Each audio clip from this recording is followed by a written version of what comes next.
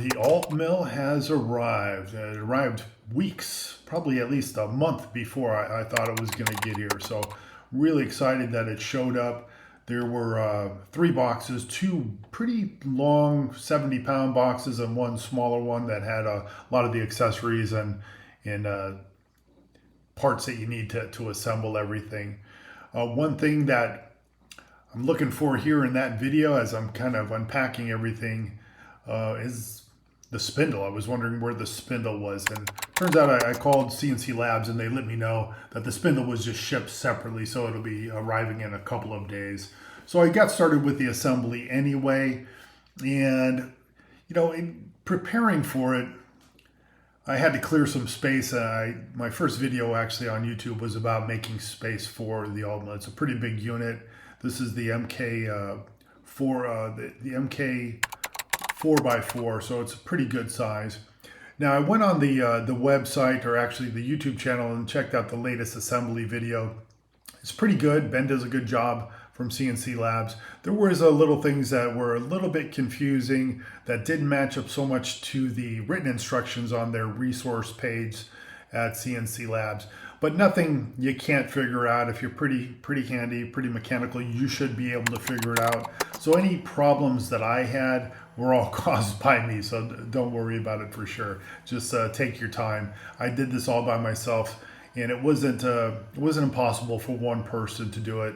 And actually I had my wife come in the shop a couple of times to help me kind of pick things up and get them into place to make sure everything was lined up pretty well. But overall, not so bad at all. Took me probably, I don't know, about 4 hours or so. One thing that took the longest was leveling the whole system.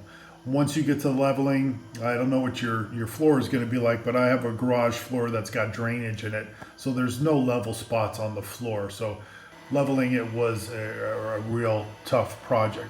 But you can see here I'm cutting in the grid to get started, and it's a 100 by 100 millimeter grid, going to go throughout the whole thing on some 3/4 inch MDF. And then after that I'll be cutting in some dog holes.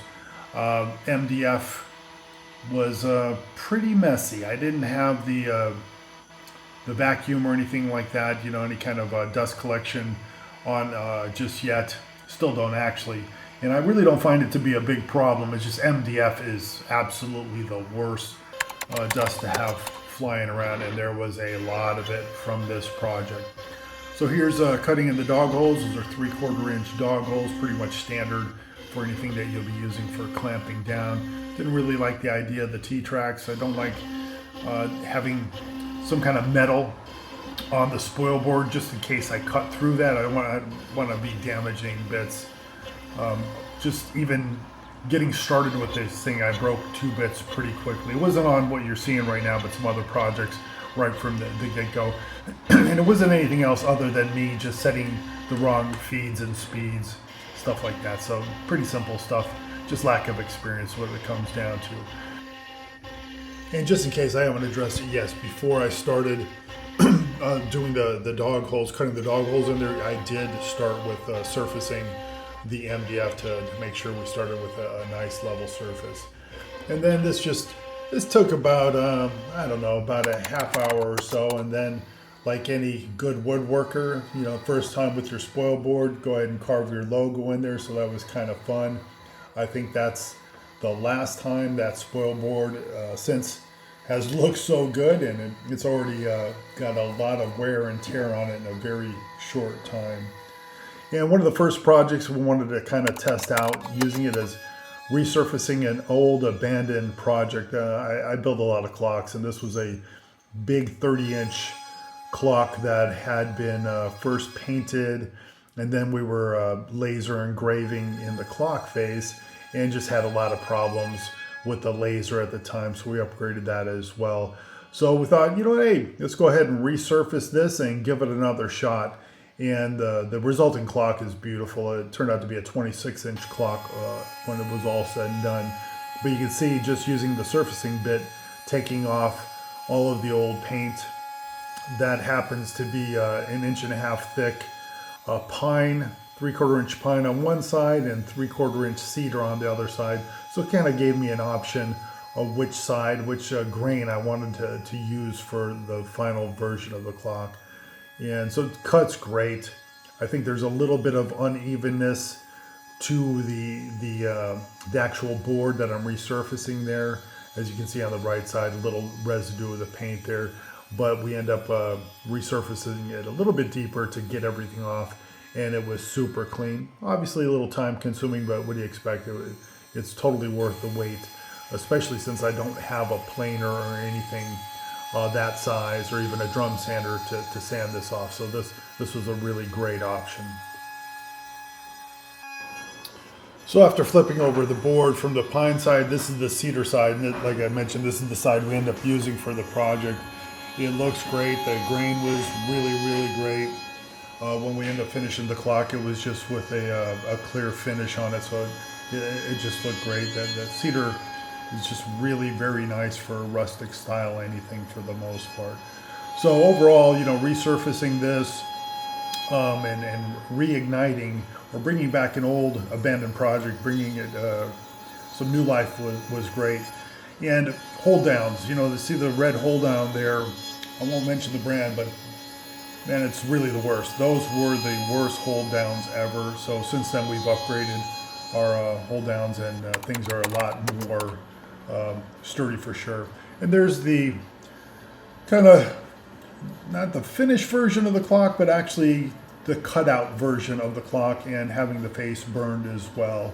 We used the Altmill to cut out the face, which in the past, cutting out anything like this was either on a table saw, a bandsaw, or jigsaw, and there was always slight imperfection. So it's really a great advantage when you're trying to cut out anything, any kind of shape for that matter, using the CNC. It's time consuming, of course, but it's super accurate. So I'm really glad that we were able to bring this project back to life and get it all cleaned up. And I'll probably do a video on some clock builds somewhere down the line, because having the CNC for the builds has already been a huge advantage for us. And we're going to do a lot of other things. Well, if you made it this far, thank you so much, and consider a like and subscribe. I'll be sharing many more videos of how I'm using the Altmill and VCarve Pro to improve my skills and enhance the type of products and services we can offer. After doing a wealth of research on CNC machines and trying out a smaller and more cost-conscious option, I learned a valuable lesson that might be useful to some viewers.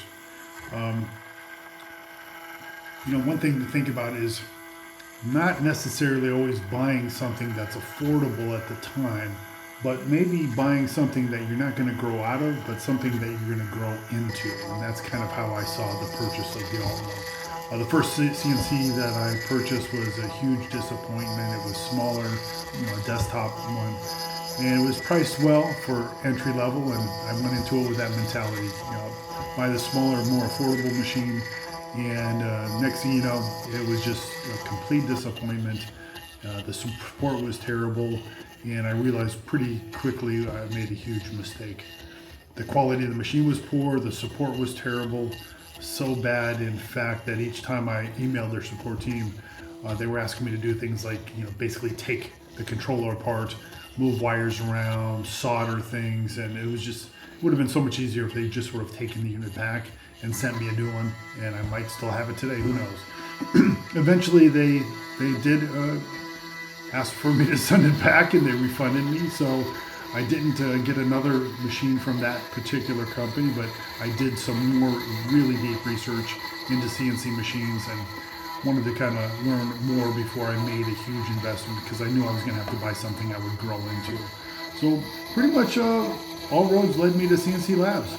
And I read a lot of great comments, reviews, and it didn't turn out that it was just hype. I can tell you by the culture they've created with their customers, they truly care about building the relationship. And that's the thing, is building a long-term relationship. I plan on having this machine for many years, and I'm sure I'll need some support at some point. I feel confident they can handle it. I can say the Altmill is by far the most expensive piece of equipment in our shop.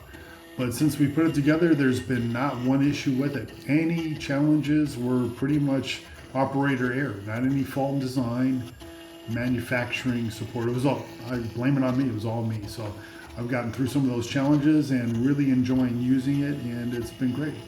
So purchasing the Altmill was a very well thought out purchase that I'm confident will pay for itself. I can just say, if you're thinking about making the same purchase, I give CNC Labs a huge thumbs up. I think you'd be very, very happy with it.